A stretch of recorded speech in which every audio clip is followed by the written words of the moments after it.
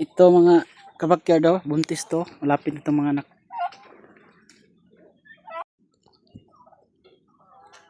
Mga kabakyard, niti mo na ang aking pisahan sa pag-aalaga kasi hindi ito sila masisilan alagaan.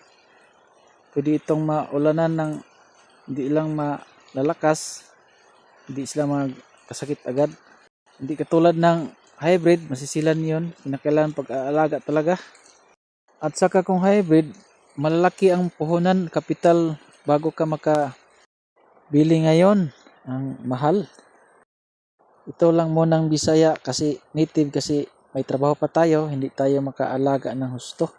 Ito din mga kabakyardo, buntis din itong nanay niya. Sa ngayon wala pa silang formal na pabahay kasi shoot pa ako sa budget, wala pang pangbili ng at pasuhol. Baka December mayroon na tayong pabahay na matitirahan nila. So yun lang po. Hello po, bago lang po ako sa YouTube channel. Sana i-supportan niyo aking channel para mag-grow at makabigay tayo ng maraming tips sa aking nalalaman. Thank you.